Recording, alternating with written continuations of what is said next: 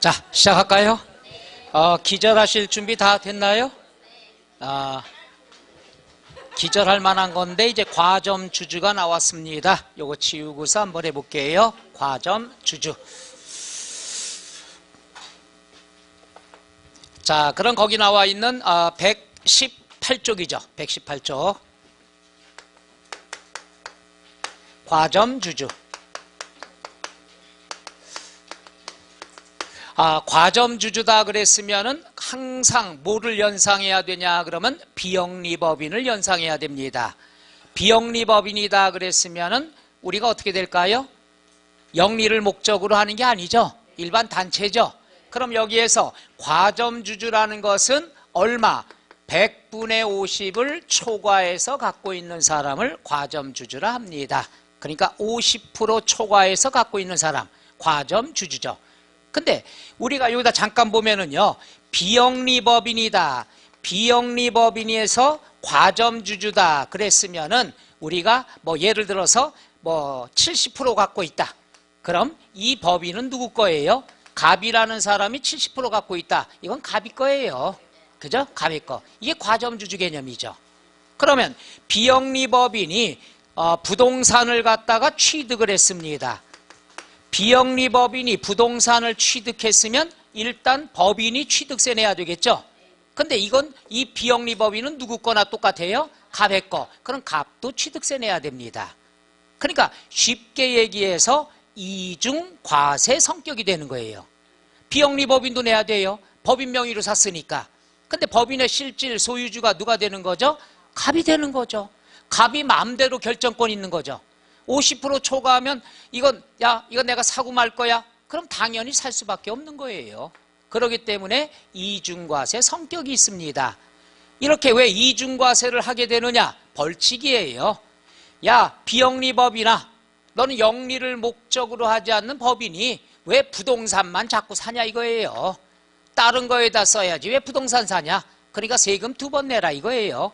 법인 명의로 1번 내고 네가 실질적인 소유자니까 네가 또 내라. 이게 과점 주주가 되는 거죠. 그럼 공부하실 때 비영리 법인에 대한 것, 그 다음 과점 주주는 몇 프로 초과한 사람? 50% 초과해서 소유하는 사람을 과점 주주라 하는데, 그럼 과점 주주는 무조건 세금 내야 되느냐? 아니에요. 중요한 게 언제 과점 주주가 됐느냐? 여기에 따라서 두 가지로 추릴 수가 있죠. 첫째 한번 해볼게요. 과점주주가 설립 시에 과점주주가 이미 됐어요. 그러면 설립 시에 60% 갖고 있다. 60%. 그럼 이미 과점주주죠. 그럼 여기에 대해서는 취득세가 과세되지 않습니다. 그러니까 설립 시 과점주주가 됐으면 이미 이거는 한 몸통이니까 니들끼리 알아서 해. 취득세 따로 안 냅니다. 법인만 냅니다. 그런데 뭐냐 하면은 설립시가 아니라 점차적으로 진행하면서 과점주주가 됐다 그랬으면은 이때 취득세를 과세를 해야 됩니다. 그러니까 비영리법인을 설립할 때부터 과점주주로 출발했다. 이건 세금 낼 필요 없어요. 법인만 세금 내면 돼.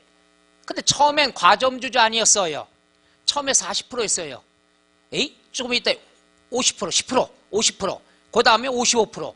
이렇게 조금씩 그 법인을 내 소유로 만들었을 때 이때는 과세가 된다는 것. 근데 이렇게 말로만 하면 뭔 말인가 모르겠죠. 여기에다 실제로 숫자를 한번 해볼게요. 지금 설명한 내용은 여러분이 갖고 있는 118쪽부터 121쪽까지를 한 줄로 나열해 볼게요. 이해가 되나 안 되나? 기절 아니면 이해가 되는 거니까. 요거예요. 갑이라는 사람이 설립 시점에 예를 들어서 2017년이에요. 설립할 당시에는 40% 소유했어요. 그러면 취득세 내요 안 내요? 안 내요. 취득으로 보지 않습니다. 그렇죠? 과점주주가 아니니까. 그 다음에 2018년에 샀어요. 몇 프로 샀을까요? 10% 사면은 딱 50%는 과점주주 아닙니다. 51%부터가 과점주주가 되죠. 오케이? 그러면 2018년에 몇 프로 됐나 하면 55% 됐다고 가정을 해보죠. 그러면 요 값에 대한 것은 55% 전부에 대해서 취득세 과세가 됩니다. 55%. 그러니까 과점주주가 아니었으면은 세금하고 관계없어요. 해다가 과점주주가 되면 그 전부를 취득으로 간주가 된다는 얘기죠. 오케이? 그래서 몇 프로? 55%. 눈동자가 흔들리기 시작해요. 흥미진진해. 2019년에 10% 또 취득을 했어요. 에? 그럼 10% 취득을 했으면 이제 몇 프로가 된 거죠? 65% 됐죠. 그죠? 65% 됐지만은 증가분 10%만 취득으로 본다는 얘기죠. 이해가세요? 그러면 여기서 55% 다 했고 여기서 10% 냈고 그럼 모두 65%에 대한 세금 냈다는 얘기죠. 오케이? 노. 아주 끝장을 봅시다. 요번에 2020년에 갑이라는 사람이 자금이 딸려요. 자금이 딸려가지고 몇 프로? 30%를 매각을 했어요. 매각. 팔았어요. 그럼 모두 65% 갖고 있었죠? 30% 팔았죠? 매각은 취득이랑 관계가 있다 없다? 없다. 매각했는데 취득세 내는 사람 있어요? 없어요. 다만 이제 점유율을 계산해 보면 65% 갖고 있다가 30%니까 35% 소유하게 되는 거죠. 그럼 과점주주란 이름을 잃게 되는 거죠. 이해가요? 노. 그 다음에 2021년에 여유자금이 또 생겼어요. 그래서 사야 되겠죠. 얼마 살까요? 30%요? 그래요. 아주 마음대로 30% 취득을 했으면 몇 프로가 된 거죠? 65%가 됐죠? 취득세 내요 안 내요? 내요 안 내요? 마음대로 해요. 여기에서 과거에 최대로 소유하고 있던 게 몇 프로죠? 그럼 65%까지는 취득세 과거에 냈으니까 거기까지는 취득세 낼 필요가 없는 거예요. 그럼 요번에 65%니까 빵 낼 필요가 없다는 얘기죠. 에? 환급도 받아요? 굉장히 회사를 좋게 운영하시나 봐요. 자, 요 말 이해가요? 그랬다가 만약에 요번에 2021년에 예를 들어서 40% 취득을 했다. 40% 취득했으면 모두 몇 프로가 된 거죠? 75%가 된 거죠. 과거에 몇 프로까지 갖고 있었죠? 65%. 얼마 늘었죠? 10%만 취득세 과세가 된다는 얘기죠. 이거예요, 이거. 더 이상 할 거 없어요. 이해가요? 이게 나올 수 있는 한 전부 끝이에요. 숫자 나오는 거랑. 그러니까 처음에 설립 당시에 과점주주가 아니면 취득세 낼 필요 없고 조금씩 진행하면서 조금씩 취득을 해서 50%가 넘어가면 이때서 처음으로 전부에 대해서 취득세 낸다는 얘기죠. 오케이? 55%. 그런 다음에 증가하면 증가분만 취득으로 본다는 얘기죠. 그랬다가 매각을 할 때는 취득세랑 관계가 있다 없다? 없다. 다시 취득을 했을 때, 다시 재취득을 해서 과거의 비율보다 많아졌을 때만 세금을 낸다는 얘기죠. 과거랑 똑같다 또는 과거보다 적다, 취득으로 볼 수 있다 없다? 없다가 돼요. 과거에 이만큼까지는 내가 세금 낸 적이 있다는 얘기죠. 되나요? 예. 지금 하려고 그러는데? 지금 하려고 그러는데? 그냥 나 내비로 둬. 오, 성격 꽤 급하셔. 맞아요. 저분처럼 요 밑에 숨겨놨잖아. 미안해요. 저분 말 듣고 하는 거예요. 설립 시에 너무 많이 60% 출발했어요. 설립 시에 60%예요. 그럼 과점주주 아니에요? 그렇죠? 그렇지만 설립 달 당시에는 취득으로 보지 않는다는 얘기예요. 그죠? 그런 다음 2018년에 몇 프로 샀나 그러면은 예를 들어서 10% 취득을 했다. 그럼 몇 프로가 된 거죠? 70%인데 여기에 대해서는 어떻게 돼요? 전부 다 해야 된다고요? 왜 이래 아마추어같이. 이미 60% 과점주주가 넘었어요. 그럼 설립시 과점주주면 취득세 내지 않아요. 그러니까 60%까지 안 내는 거예요. 10% 샀으면 그 다음에 무엇에 대해서 10%에 대해서만 과세가 된다는 얘기죠. 여기서 안 했으니까. 그죠?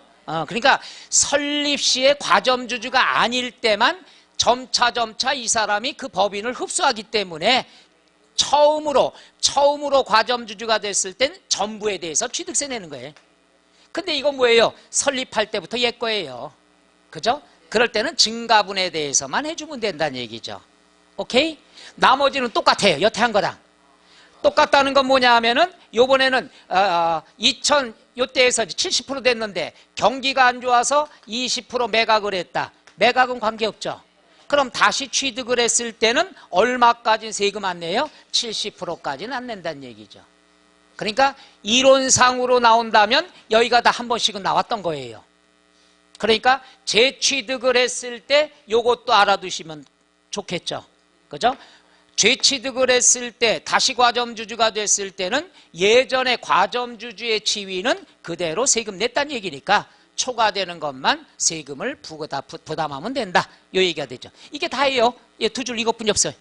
그러니까 설립시는 의미가 크게 없습니다. 설립시 과점주주가 됐으면 이제 거기까지는 끝이야. 세금의 의미 없어요. 증가분에 대해서만 하면 되고. 그러니까 시험에 중요한 건 요 놈이 된다는 얘기죠. 설립시 과점주주가 아니었다가 진행하면서 과점주주가 되면 전부에 대해서 납세 의무가 있다는 거. 오케이? 설립시 과점주주였다. 출발할 때 과점주주면은 증가분에 대해서만 과세가 된다. 끝. 이게 과점주주의 전부예요. 무저력죠?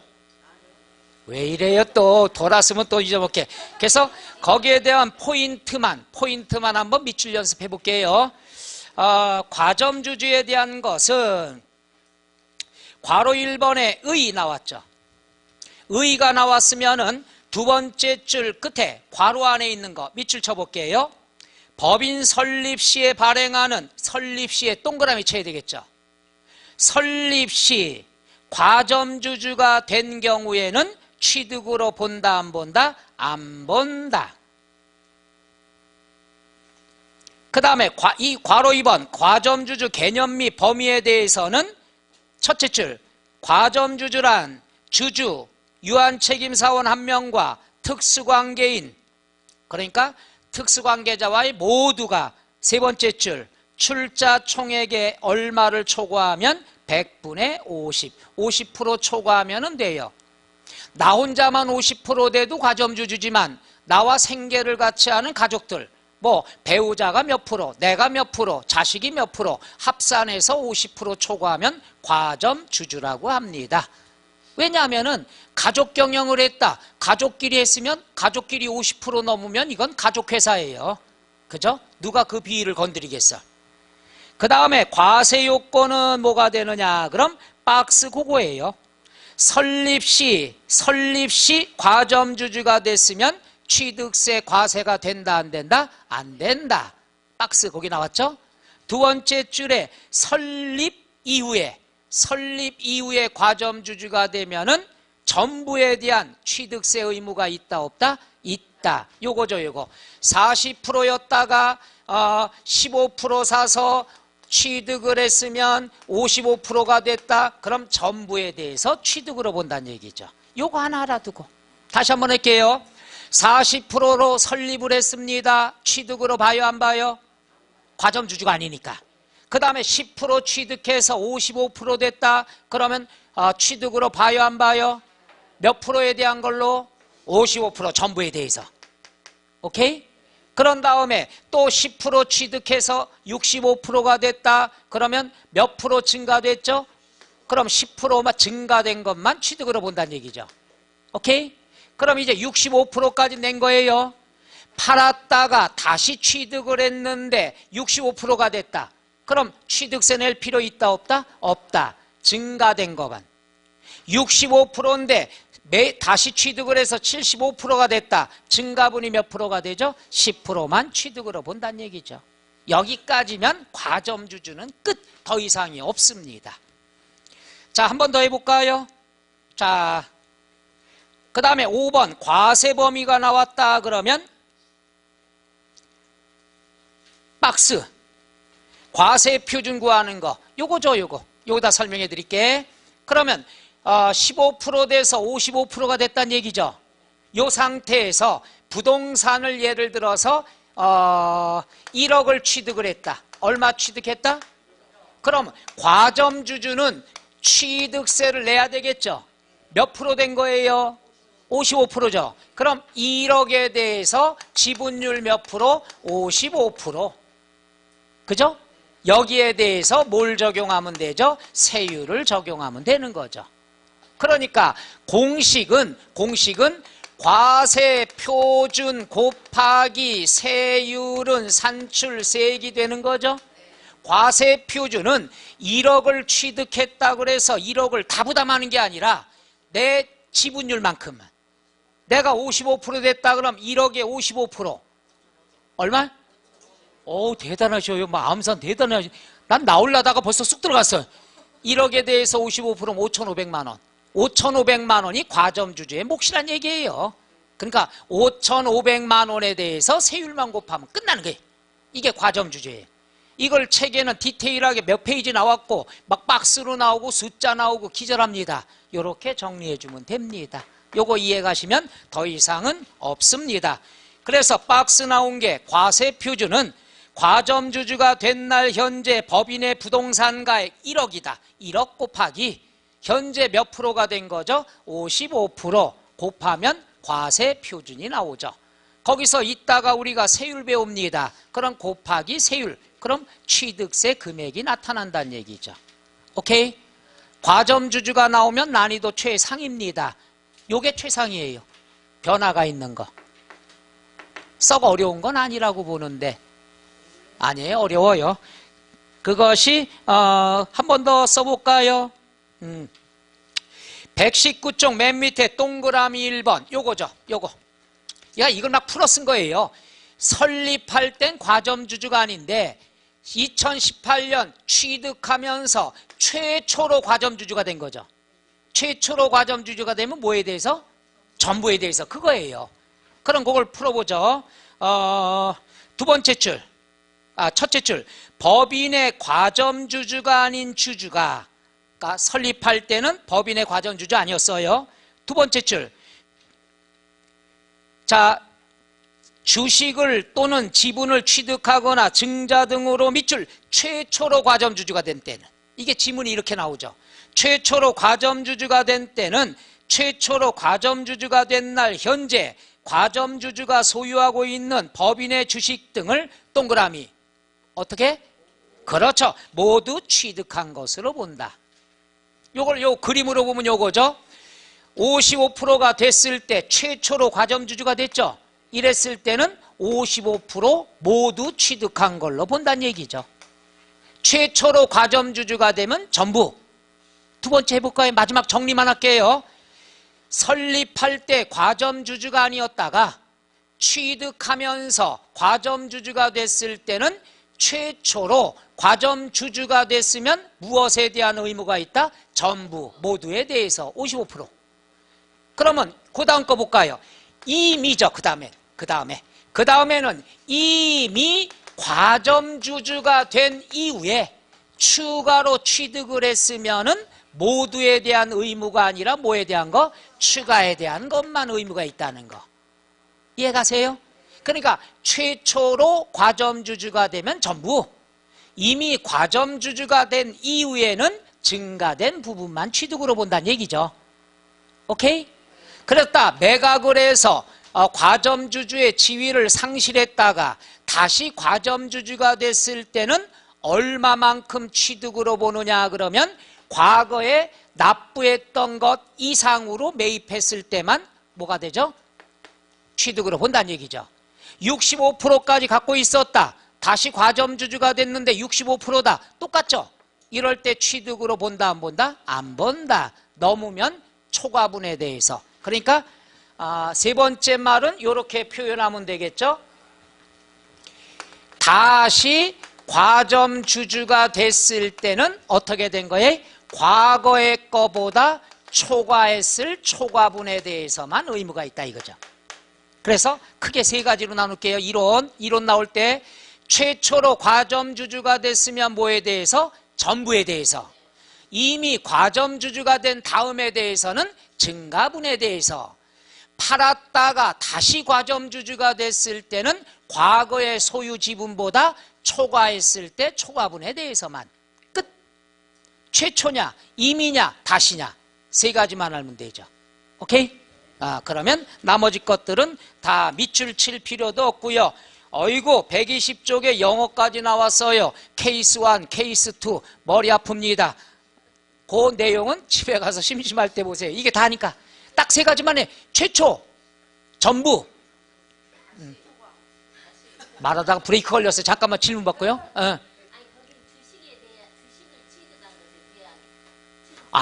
주식을 취득을 한 거. 그죠?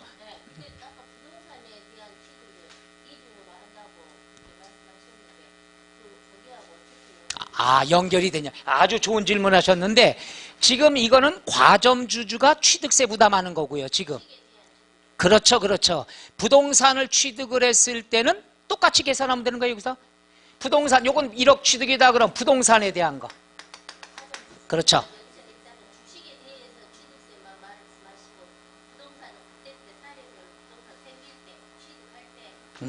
좀 오해가 있으실만 하겠네. 이거는 과점주주가 뭐예요? 주식을 취득하는 거고, 그죠? 부동산을 취득을 했을 때는 여기다 요것만 적용하면 되는 거죠. 이거 똑같이 생각하면 돼요. 예를 들어서 1억짜리를 취득을 했는데 처음에 55% 전부가 됐죠. 그럼 1억에 대해서 몇 프로? 55% 전부를 취득한 걸로 본다는 얘기죠. 그렇죠? 가지고 있는 현재 부동산을 평가해서 거기에 다시 또 10%를 낸다는 거예요. 그렇죠. 이번에 취득할 때만, 새로 취득할 때만. 욕심도 많으셔.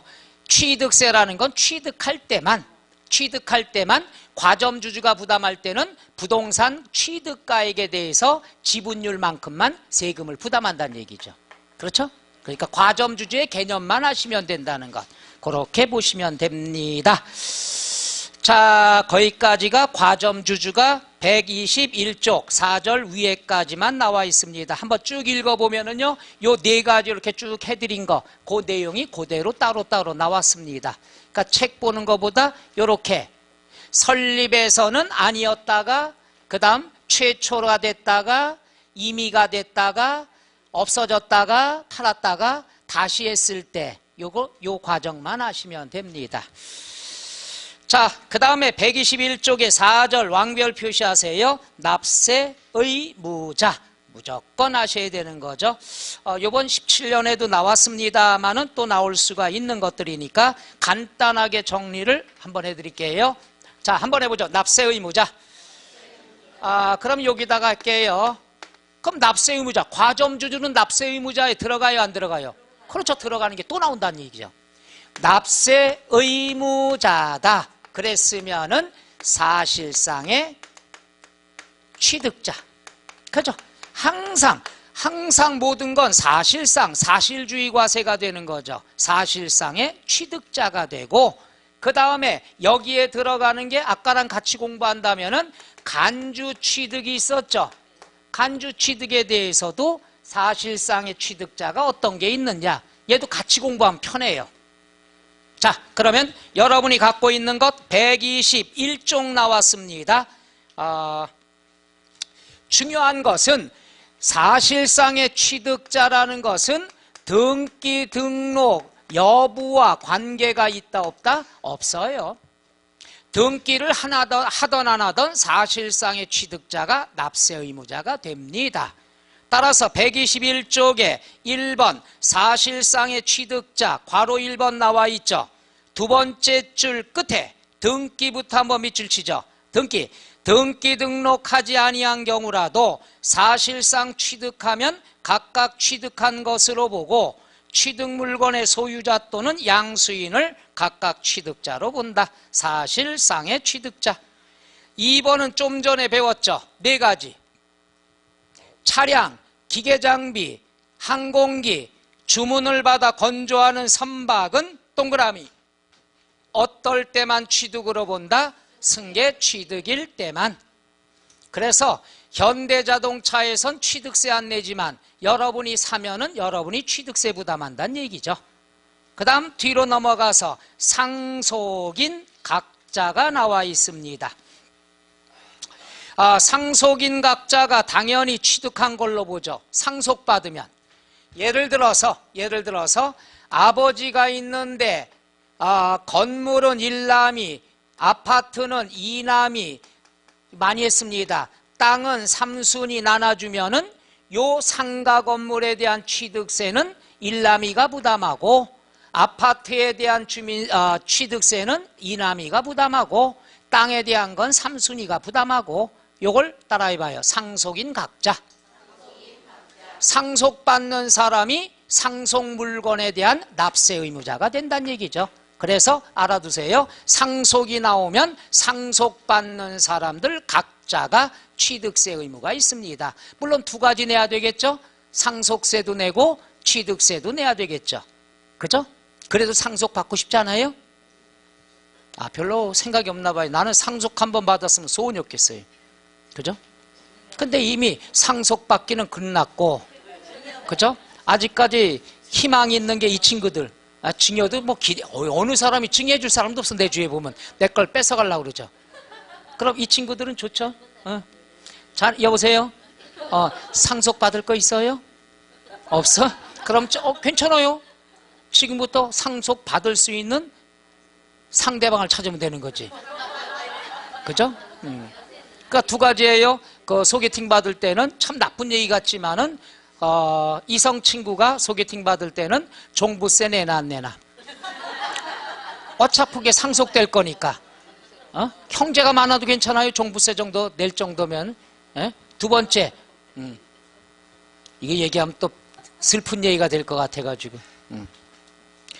자, 그 다음에 거기서 괄호 1번에 상속으로 인하여 취득하는 경우에는 동그라미 상속인 각자가 취득한 것으로 본다. 그 포인트만 하시면 돼요. 상속이 나오면 상속인 각자. 그렇죠? 그럼 상속인 각자 대신에 뭘로 시험에 틀리게 나오느냐? 이놈 중에 한 놈.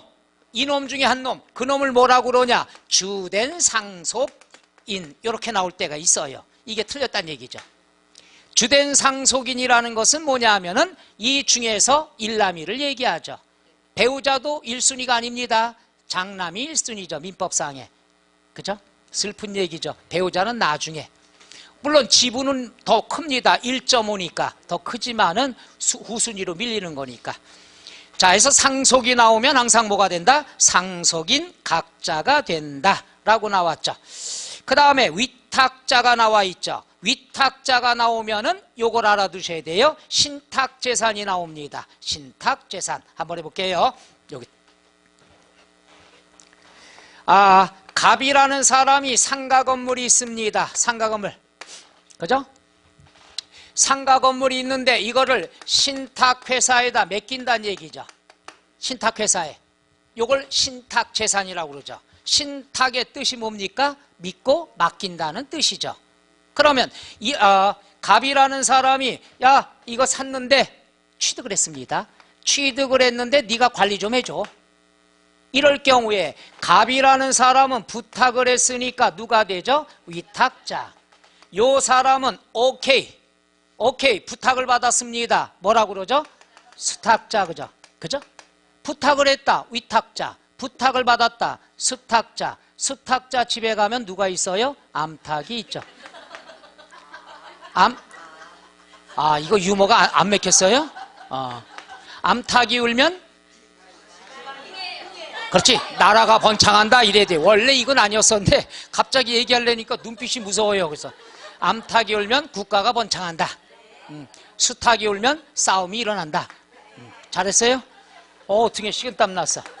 이런 계약을 맺어져 있을 때 요 신탁재산, 요 맡긴 재산에 대한 건 누가 취득한 걸로 보죠? 위탁자. 그러니까 사실상의 소유자가 얘란 얘기죠. 해서 내가 아파트 하나 사가지고 관리회사에 맡기는 거예요.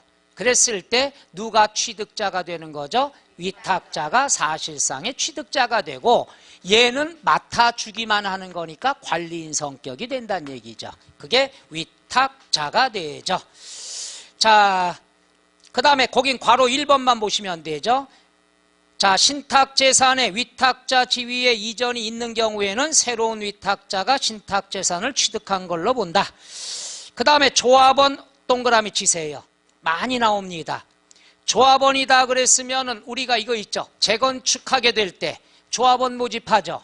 그럼 조합이 있는데 그 조합이 부동산을 취득을 했을 때는 과연 누가 취득한 걸로 보냐? 둘 중에 하나죠. 문제에서 조합원용으로 취득하는 부동산이라면 조합원이 되는 거고 조합원용으로 취득하는 부동산 이외 그렇게 나오면 조합이 취득자가 되는 거고 둘 중에 하나예요. 조합원용으로 나오냐 아니냐 이게 시험에 나오죠. 포인트입니다. 따라서 조합원 괄호 1번에 보면은 두 번째 줄에 세 번째 줄에 밑줄 조합원용으로 취득하는 부동산은 누가 취득한 것으로 본다? 괄호 2번 다만 비조합원용 부동산은 제외한다. 이 말은 비조합원용 부동산 취득하면은 누가 취득한 걸로 본다? 조합이 취득한 걸로 본다. 그래서 시험에 많이 나오는 게 2번에 상속인 각자 하고요. 그 다음에 4번에 조합원이고요. 그 다음에 6번에 수입하는 자고요. 8번에 주체구조부 취득자고요. 그 다음 10번 과점주주. 여기까지만 간단히 보시면 되는데 5번의 밑줄 시설대여업자. 시설대여업자는 당연한 거죠. 내가 뭐 하느냐 그러면 제일 비싼 기계가 치과에 있는 기계가 많이 비싸다고 그러죠. 고가의 수입 의료기계가 많죠.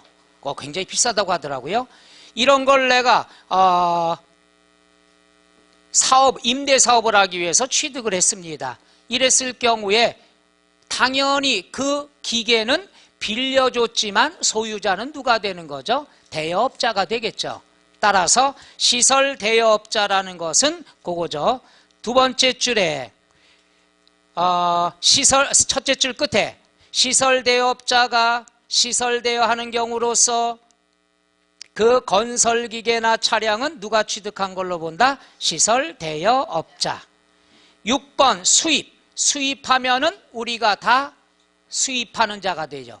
수입하는 것 두 가지예요. 또 치과기계 해볼까요? 치과를 내가 임대사업 하려고 내가 사왔어요.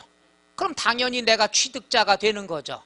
그 다음에 내가 목돈이 없어요. 그래서 외국에 있는 리스 회사의 걸 내가 다시 재임대를 했어요. 재임대한 걸 가지고 임대사업을 했습니다. 그럼 결국 내가 사와도 내가 취득세 내야 되는 거고 내가 리스, 렌탈 빌려왔어도 누가 취득한 걸로 보죠? 내가 취득한 걸로 봅니다. 왜 그러냐 하면은 외국의 걸 수입을 했을 때는 명의가 내 거가 아니더라도 다 취득으로 간주해요. 그러니까 세법이 얼마나 무서워요. 국내에서는 절대로 빌리는 것은 취득세 안 내요.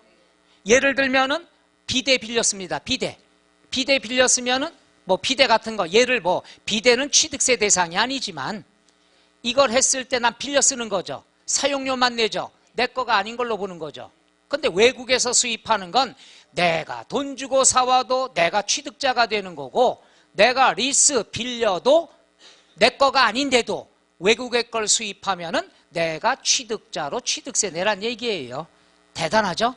왜냐하면은 세금을 회피하는 사람들이 많기 때문에 고가의 기계를 수입을 하고 돈이 있는데도 세금을 회피하려고 야 이거 나 리스한 거야 이렇게 처리하는 경우가 있기 때문에 임차라는 말이 들어갔을 때 당황하지 말란 얘기입니다. 이게 시험의 포인트예요. 자 거기 수입하는 자 보면은 보세요. 첫째 줄 외국인 소유의 취득세 과세 대상 물건을 직접 사용하거나 국내 대여시설 이용자에게 빌려주기 위해서 동그라미 임차하여 별 표시하세요. 임차에 넘어가면 안 돼요. 수입한 경우에는 수입하는 자인데 내가 돈 주고 사와도 수입하는 자가 취득자가 되는 거고, 임차에서 수입하는 것도 내가 취득세 내야 된다는 얘기죠. 임차에 넘어가면 안 돼요. 괜히 시험 보러 갔을 때 긴장해갖고 임차? 이거 빌리는 건데? 빌리는데 왜 내가 취득세 내? 이거 틀렸어. 그리고 합격자 발표 날 전원이 꺼져 있습니다. 이렇게 된 거죠. 슬픈 얘기죠. 전원이 꺼져 있으면 그림이 그려져요.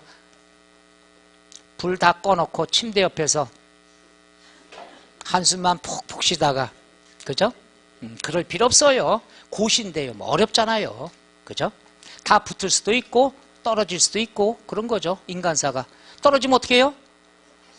그렇죠. 바로 그런 마음 가졌네. 대화가 이상해요. 마무리가 이거 아닌데. 원래 이 취지가 아닌데 우리에게 내년은 없다 이러려고 그랬었는데 갑자기 떨어지면 어때요? 이렇게 말이 나왔어요. 헛말이. 떨어지면 안 되죠. 근데 떨어질 수가 있어요. 많죠. 응시 인원수 비해서 떨어진 분들 많습니다. 그죠?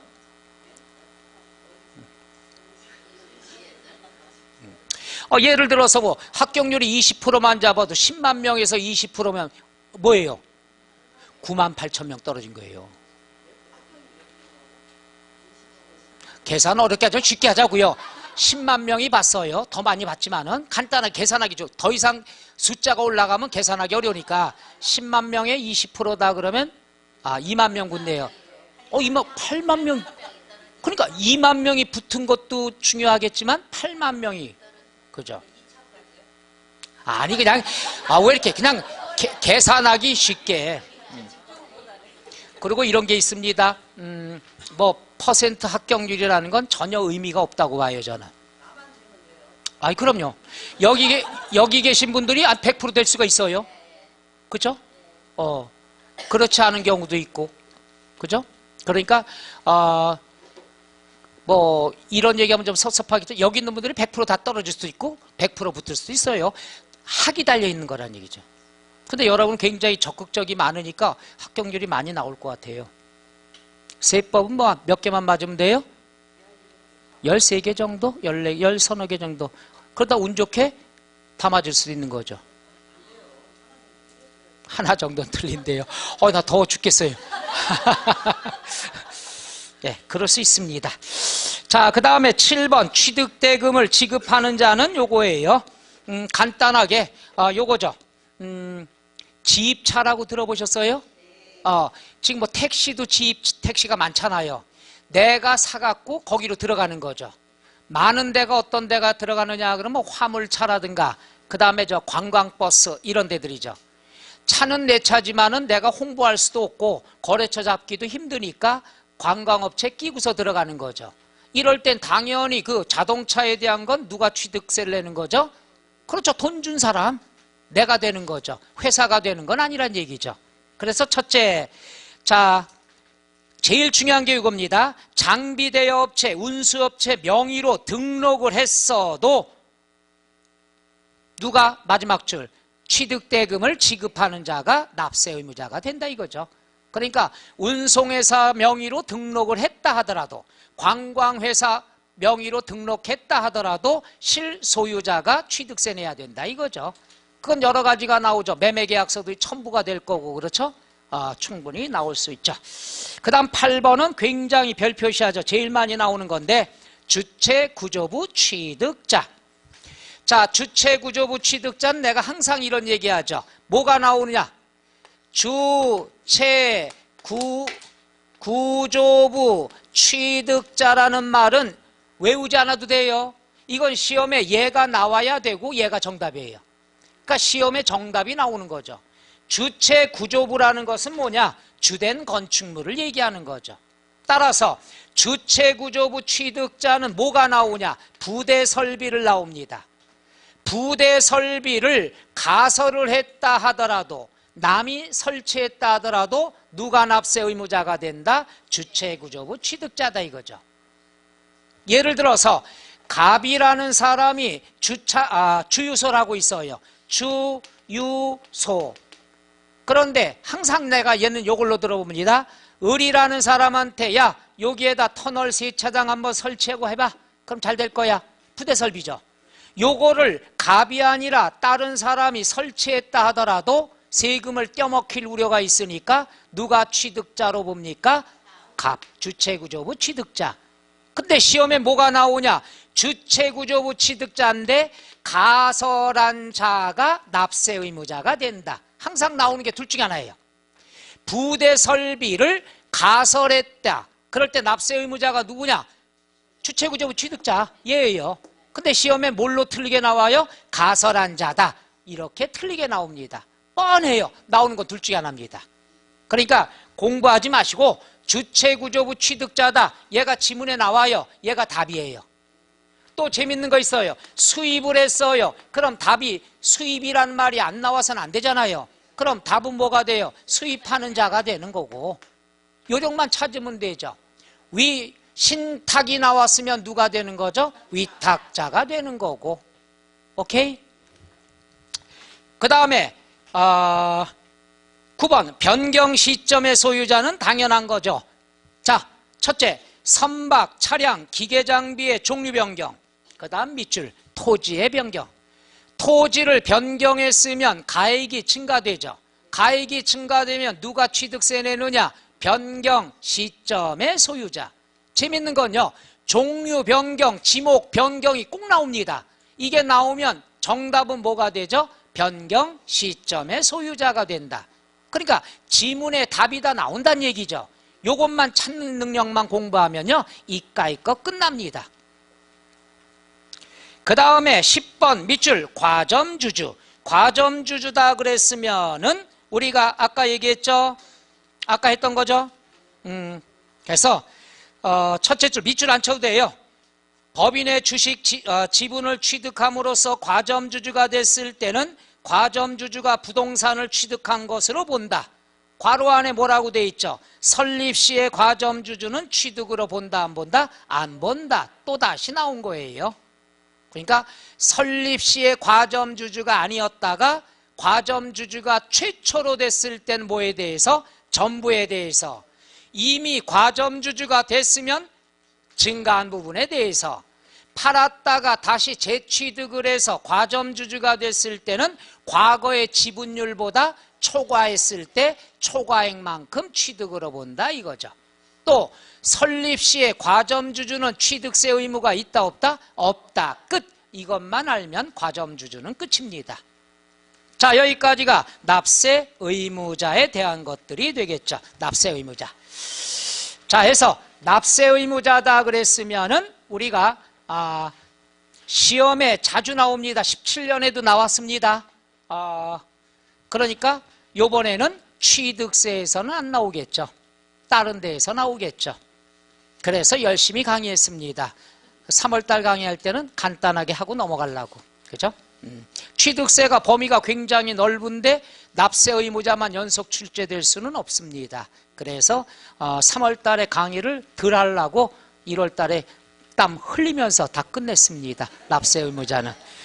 자, 그 다음에 5절 나왔습니다. 취득 시기 이렇게 나와 있습니다. 취득 시기다 그랬으면은 나올 만한 게 충분히 나올 때가 됐고요. 요거는 왜 그러냐 하면은 이건 홍보를 많이 해야 됩니다. 왜? 취득세는 여러분이 자진신고 납부하는 거죠. 언제부터 언제까지? 취득일로부터 60일이 중요한 게 아닙니다. 언제부터 60일 계산하냐 이거죠. 그렇죠. 취득일부터죠. 그 취득일로부터 60일 이내에 신고 납부를 홍보를 해야 돼요. 근데 날짜 계산을 잘못할 때가 있다는 얘기죠. 요 취득일을 몰라서. 그러니까 얘가 중요할 수밖에 없죠. 홍보를 많이 해야 돼요. 선의의 피해를 보는 사람들이 있을까 봐. 그래서 요 취득일을 취득시기라 그래서 시험에 많이 낸다는 얘기죠. 근데 어려운 건 없습니다. 취득시기는. 언제를 취득일로 보느냐? 바로 요거죠. 자, 그래서 124쪽에 보면은 취득시기, 요것은 무조건 알아둬야 되는데 요거죠. 원칙이 있습니다. 원칙은 사실상의 좀 더 펴죠. 우리가 취득을 한다. 양도, 즉 매매가 발생하면 여러분이 해야 할 임무 중에 하나죠. 뭘 작성해야 돼요? 그렇죠. 그래서 원칙은 계약서를 인정합니다. 따라서 계약상의 잔금 지급일을 원칙으로 해요. 무조건 원칙은 요거예요. 계약상이라는 건 계약서 상해예요. 그러니까 취득과 양도가 나오면 매매계약서 작성한다. 그러면 계약서는 누가 작성해 주죠? 그렇죠. 그러니까 공인중개사의 위치를 높이 살려주겠다 이거야. 공인중개사가 작성해 준 계약서를 인정해 주겠다. 그래서 계약상의 잔금 지급일이 되죠. 그런데 이런 게 있죠. 내가 부동산을 살라고 하는데 돈이 좀 모질라요. 그럴 땐 어떡할까요? 대출, 그럴 줄 알았어요. 대출을 받아도 조금 모질라요. 그럼 어떡하죠? 너무 길린다면 재미없어. 전세를 또 놓고 살아요? 너무 한도 끝도 없으니까.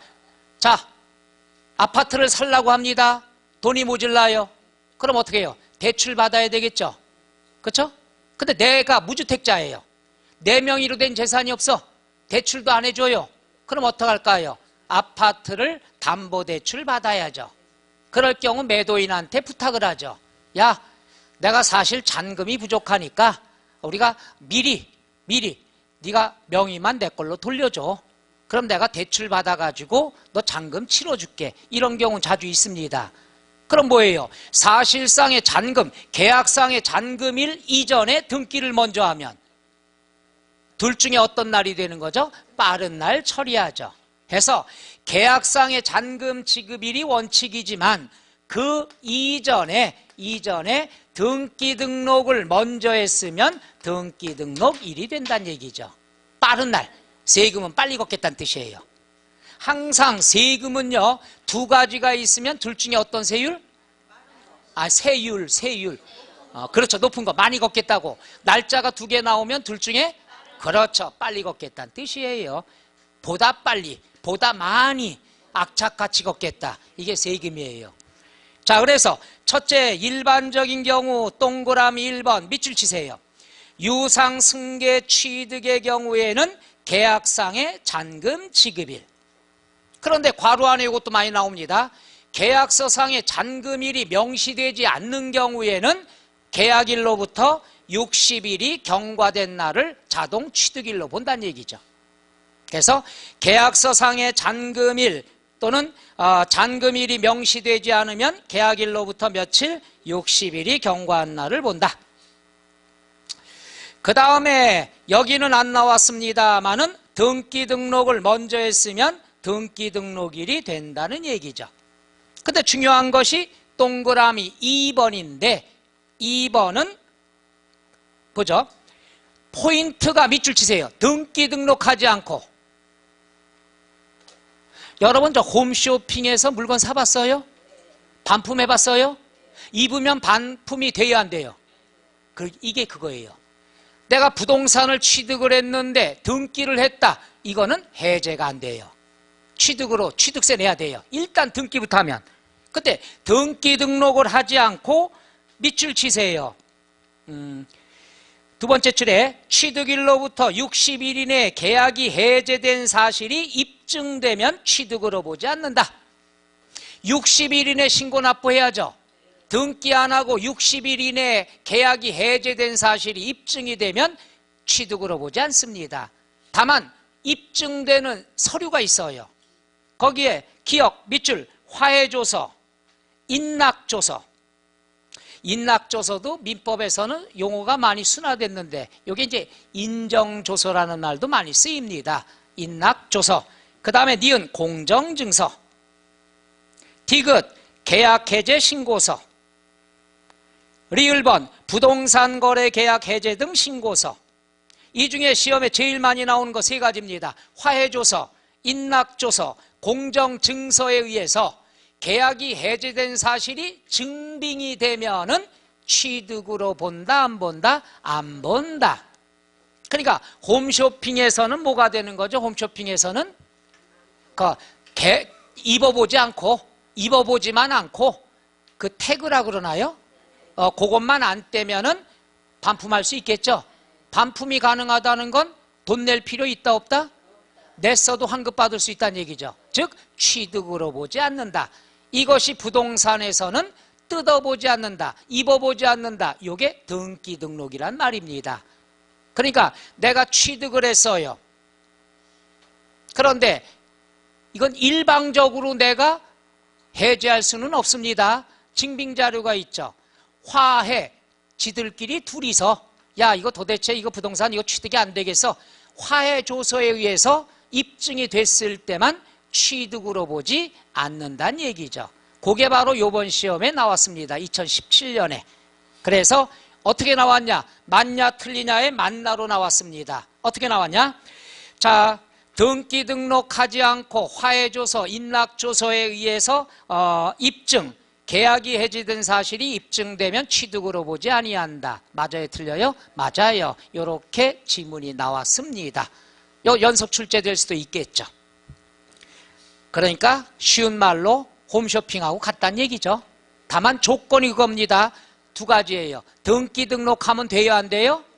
그 다음에 임의대로 계약 해제하면 안 돼요. 일방적으로. 반드시 뭐가 나옵니까? 화해조서, 인락조서, 공정증서 요 말에 의해서 입증이 돼야지만은 계약이 무효로 본다는 얘기입니다. 그거는 무조건 알아두셔야 되겠죠. 그 지문만 알아두시면 됩니다. 그 다음에 괄호 2번 요게 안 나왔으니까 요게 나올 수가 있겠죠. 동그라미 객관적으로 입증이 됐을 때 요거는 10분간 쉬었다 할까요? 예.